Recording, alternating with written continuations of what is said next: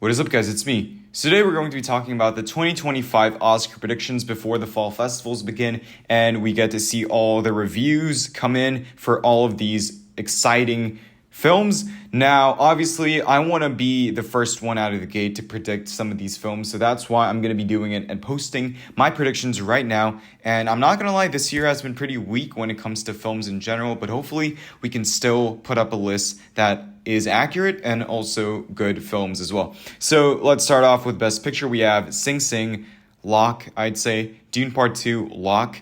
Conclave, it's the buzz around this is really good, so I also call it a lock. And then the next spots, it's up to grab. So Anora won the Palme d'Or, and it's really exciting because it's Sean Baker's first entry as an Oscar contender. Obviously, The Florida Project got nominated for Best Supporting Actor for Willem Dafoe, but this is something for him. So I really see the narrative going for him, and I hope the industry pays their due when it comes to respecting Sean Baker. And obviously, there's a lot of buzz, so it's going to get in. It's going to have a good chance. Blitz is where I'm not really sure. Now, in my previous predictions that I haven't shown you guys yet, I've actually left this off in major categories because I kind of think it's like a bit risky because I don't see the buzz for it, and it might be like a forgettable kind of Tick Tick Boom kind of film. But then it's too big, I feel like. It's too big to ignore at this point, and unless the fall festivals are saying it's bad or kind of mediocre, I kind of see this just getting in by the tip of its finger. Next up, we have Emilia Perez, which I feel like is one of the top contenders because it is so buzzed, and obviously it's Netflix's main contender, which always gets in. I mean, look at last year, All Quiet on the Western Front. Look at the year before, Irishman, Marriage Story. So many of Netflix's films always get in at least one, and this year it's looking like it's going to be Emilia Perez. Now, we have The Nickel Boys. Now, this one is a pure prediction guess. I'm guessing this is going to be really good, and I'm guessing this is going to be one of the hits of the festivals, and I'm really excited for this. I think Ingenue Ellis is going to be nominated for Best Supporting Actress, possibly win, so we're looking good for this one. Next, we have Joker Folie à Deux. Now, I removed Joaquin Phoenix, spoiler alert, because of the drama and controversy. Hopefully that doesn't affect the film that he's starring in, but I think it might have a little effect. They wouldn't want to support Joaquin Phoenix as he's the face of the film. And, let's see what happens with that on-set drama. But for this, Joker Folie à Deux, I originally had this way higher, but I'm not going to lie, as the days go by, I kind of have it dropping little by little. Next up, we have The Brutalist. Now, The Brutalist is something where the festival owners are buzzing this film. They're like, oh shit, this is the real one. And not gonna lie, I see the hype. I could see where this is going, and I could see this getting nominated for director and a lot of other awards. So you know what? Let's put this in and let's see what's going to happen, because I'm really excited for this film, and I really wanted to do good because Adrian Brody, man, I mean, he's back since The Pianist. Let's see his comeback story. And then we have Queer, which I originally had a lot higher. I'm a bit skeptical about this because I don't know what Luca Guadagnino's up to. He's not the Academy's taste per se, but with this and Challengers, I mean, one of them has to get nominated. Luca has to have his year, right?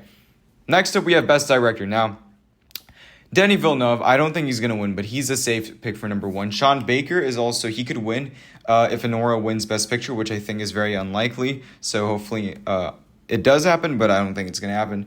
Edward Berger for Conclave, I mean, I feel like he's getting nominated. He would have got nominated for All Quiet if the season played out for longer. So I think Edward Berger is going to get nominated. Bradley Corbett for The Brutalist. Now, this is my bold prediction. I feel like The Brutalist is going to be that artsy pick, that tar pick, and it's going to come along with Best Director. Steve McQueen for Blitz. You know what? I'm kind of skeptical, but I don't want to put Luca Guadagnino because I have Queer so low, so I'm just going to put Blitz. I was originally also going to put Emilia Perez, but I don't see a lot of people predicting it for Best Director, so I'm just going to put in Steve McQueen. Next, if we have Best Actor, we have Colman Domingo, Ralph Fiennes, Daniel Craig, Timothée Chalamet. All of these four are going to be locked. They're all going to be competing for the win. I genuinely have no idea. Some people think Daniel Craig's going to win, but I feel like that it might be a little too risky. Colman Domingo has more of the narrative. Ralph Fiennes is going to be in a 5 above the line category nominated film, so he has a better chance. And Timothée Chalamet is literally playing Bob Dylan, so it's like the category is stacked. And then we have Adrian Brody, who I feel like is going to have a narrative surge. I feel like he's going to have the narrative. They're going to want to nominate him. He's going to be in like a Tar-esque Best Picture nominee, and he's going to come along with it. it. Next up, we have Best Actress, Angelina Jolie, Amy Adams, Carla Sofia Gaston. Those three could win. I'm going to put them in the top three. And then we have Mikey Madison for Nora, which I feel like has a really good shot at a nomination, especially if Nora keeps on catching buzz. It keeps on catching good reviews. Mikey Madison's going to come along with Nora. It's not going to be Licorice Pizza. Hopefully not. And it's just going to be really good. Next up, we have Julianne Moore, The Room Next Door. I feel like Pedro Almodovar is really good at getting his actors nominated. I mean, look at Penelope Cruz. You got Antonio Banderas. So many of his films always get nominated for acting awards. So I feel like Julianne Moore, especially this is an English language film, she's going to get in for the ride. Best Supporting Actor. Now, a lot of people have Samuel L. Jackson as number one. I have Clarence Macklin in number one because he has that narrative. I could feel it already. I could feel like Ke Huy Quan. And especially if I have Sing Sing winning, I do have him getting in. Like, he is going to win. And that's my bold prediction. I'm not even going to say, it's like a toss-up. I'm going to say Clarence Macklin wins for Sing Sing. Like, full-on wins. And I'm going to look back at this video and, oh my God, you were stupid. I'm going to be like, you were right. A lot of people have Samuel L. Jackson. If you look at Gold Derby, Samuel L. Jackson's at top. If you look at the Awards Expert app, Samuel L. Jackson's like 90% winning. But I'm going to go against that. I'm going to say Clarence Macklin's going to take it home. He's going to, no, you know what? I'm going to say he's going to sweep across the board. Every single precursor he's going to sweep. That's my bold lock of the week. Next up, we have Samuel L. Jackson, who, if the movie's good, if he's good, he's going to get in. Maybe he's going to have the narrative, but I feel like Clarence Macklin's narrative will be stronger because they also go for the career achievement award, but they also go for the narrative, the story behind it. Do I feel good if I vote for this person? And oh boy, are they going to feel good when they vote for Clarence Macklin. Number 3, we have Stanley Tucci. Heard he's good in Conclave. Going to put him in. Edward Norton is also getting a lot of buzz, so I'm going to put him in for Complete Unknown, especially since I have that in picture. Do I have that in picture? I actually don't have that in picture, but I still feel like he's going to get it. Denzel Washington for Gladiator 2. Obviously, Denzel, he looks so good. I mean, I'm not completely sold. Some people are putting him at like 2 and 3. I'm like, no, stop right there. I'm not sure. I'm not that sure, but he's really respected, and he looks like he has a really meaty role, so maybe. Next up, we have Angelou Ellis for Best Supporting Actress. Nicole Boyce, I obviously have it in Best Picture, and I feel like she's going to have a really good detective role here. Number 2, we have Isabella Rossellini for Conclave. Again, I have Conclave going 5+ above the line categories. I feel like it's going to be a major film. Zoe Saldana for Emilia Perez. I feel like she also has a narrative, and I feel like out of everyone in Emilia Perez in the Best Actor, Supporting Actress category, I feel like she has the best shot. Daniel Day-Lewis, a lot of people have her winning. I'm not sold on The Piano Lesson yet. Hopefully I will be after some reviews, but I'm not that sold. Tilda Swinton, The Room Next Door. Again, I have no one else to put in the 4 and 5 slot. I feel like this category is actually the hardest to predict. I might go like 1 out of 5. Oscar morning. You don't know what to do with this category. I'm going to wait for the festivals, and then you'll see a more accurate version next time. But this is just my rough guess. If I even get 3 out of 5, I'm going to be really happy for this. Best Original Screenplay, Anora, I have winning because nothing else is even close. And then we have Blitz, which I feel like is just going to get nominated because it's a Best Picture nominee. And I did say that I don't have that much confidence in Blitz, but I have it in Picture Director Original Screenplay. It's kind of funny. That's how weak the category is this year. And I have a real pain. I feel like this is my worst person in the world kind of pick. This might get masked and it might get forgotten, but I feel like Searchlight's going to campaign. I don't have Kieran Culkin getting in, but I feel like Screenplay, they're going to put it in there. Saturday Night, this looks like a really fun romp, and I feel like it's just going to get in. And The Brutalist, I have it as my tar pick, so obviously I'm going to have it in Screenplay. Now, Best Adapted Screenplay, I'm going to have Sing Sing. Now, Sing Sing is... I mean, come on, guys. I have it winning Best Picture. What's the harm? And then we have Conclave locked, the Nickel Boys. That's my prediction. I feel like it's going to be a big contender. We have Dune Part 2. A lot of people are saying, I don't think Dune Part 2 is going to get in and stuff like that. Guys, the first one got in. This one's a much stronger screenplay. I get that Eric Roth isn't attached, but it's still going to get in. And then I have Queer because I have it nominated for Best Picture, and Justin's also having a year with challengers as well. Best Cinematography, Dune Part 2. Joker. Now, these two are going to battle it out. I don't know. I think June is much stronger because visually I feel like it's going to be stronger, and it's going to be more in for Best Picture, so I'm going to have that winning for now, but it could be a toss in the air. Next up, we have Blitz, Conclave, and A Complete Unknown. Now, I'm pretty sure I don't need to explain Blitz and Conclave because a lot of you are predicting it, but I'm going to say why I'm predicting A Complete Unknown.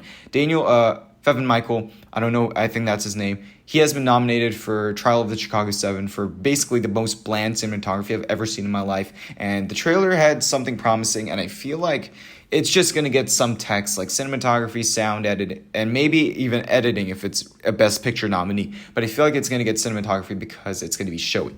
Now, Best Original Score, Dune, I don't think it's going to win, but I'm going to have it at number 1. Conclave, I heard the score is really good. Sing Sing, it's giving that feel, that her feel. But I also nominated predicted Past Lives last year, and it was wrong, so who knows, I might be wrong for Sing Sing getting in score. Joker, Folie à Deux is going to get nominated. The first one literally won the category. This is a freaking musical, an original musical. Come on, guys, it's going to win. It's not going to win. It's going to get nominated. And Queer, Trent Reznor and Atticus Ross, number 5 slot. I could actually see it flip-flopping a little, but let's just put Queer for now. Best Film Editing, we have Dune Part 2. I actually feel like it's not going to win again, but yeah, what else? That's literally all of the Dune categories. And I feel like it's not going to win, but I'm just going to put it number 1 to see what's going to replace it. Conclave, it's going to be that thriller-esque Captain Phillips vibe. We're getting it in. Sing Sing, it's a Best Picture nominee and possibly winner. It's getting in. Anora is also possibly Best Picture winner and nominee, so it's getting in. And Blitz, it's going to be showy. It's going to be war, montages. Yeah, it's getting in. Best Costume Design, I have Dune Part 2. This one, I know it's going to win. I'm going to put it the lock of the week. Dune Part 2 is going to win Best Costume Design. Gladiator 2, Joker, Wicked, I feel like those are all going to get nominated. Okay, let's address Wicked. Guys, I don't think Wicked is going to get nominated for Best Actress and Best Picture. I feel like the people are overestimating it too much. I haven't even seen any of the trailers. It doesn't look that good, guys. Cynthia Erivo looks like the makeup is not good, so I don't know why people are so hyped up about it. It's not going to be an Oscar player. It's going to get 2 nominations max. Furiosa, I'm not that confident in this film. I have it removed in a lot of categories, but because of the category being so slim, I have to put it in. Best Sound, we have Dune 2. It's going to win. Gladiator 2 nominated. Joker, it's a musical. First one got nominated. This one's for sure getting in. A complete unknown. Now, I'm going to put this in sound because I feel like musicals always get sound. Elvis, look at Elvis. Bohemian Rhapsody. It's going to get in, guys. Come on. Blitz is also like a war show. I'm not going to lie, I'm not that confident, but let's put it in for now. Best Production Design, Dune 2. It's going to win unless Gladiator 2 wants to challenge it, but the first Gladiator already won, so I feel... But, at the same time, Dune's first movie also won, so let's see what happens. Joker 2 is going to get nominated. It got snubbed, but this one's much showier. It's a musical. It is extravagant. It is beautiful, so it's getting in. Blitz, it has an old, nostalgic feel, war film, so it's going to get in. Wicked... I don't want to put this in, but I have nothing else to put. If you see me putting Blitz in a category, it means I have nothing else to put in the 4th or 5th slot. So there you go. Wicked is in. Best Makeup and Hairstyle. Now, a lot of people have Beetlejuice winning. I don't think it's going to win. I think Dune Part 2 is going to win, especially because the first one didn't win for makeup. They'd want to honor it somewhere. And then we have A Different Man. It's a lock, guys. I'm just telling you, it's a lock. Joker 2, it gets getting a nomination. And Furiosa, because if you have me having Furiosa at the 5th slot, that means I just don't know what to put it. It's going to get replaced. All right, number visual effects. We have Dune Part 2, Gladiator 2, Kingdom of the Planet of the Apes. These 3 are pretty much locks. I'd say Dune's going to win this again. Furiosa, I have it in because the competition is very slim. And then I have Mufasa. Mufasa looks terrible. Mufasa the Lion King, that film's visual effects, it's nowhere near as good as the first Mufasa. The Lion King. But I'm going to have it in because a lot of people do, and I don't know what else to put. I originally had Deadpool and Wolverine as a Spider-Man No Way Home pick, but the visual effects weren't that good, so I'm just going to put Mufasa in for now. Best Animated Feature, which is the last category we're going to cover. It's between Inside Out and The Wild Robot. The rest are just filler spots. I genuinely don't know what's going on with this category. The animated feel this year is super weak, but I'm going to put Inside Out 2 at number 1 because even without festival releases, it crossed $1 billion. Everyone watched it. The Wild Robot, it's going to be this small indie thing that's going to be circulating in the festivals, but not really in the real world. So Inside Out 2, you're going to take this one. So guys, that's all for my Oscar predictions, and see you guys next time.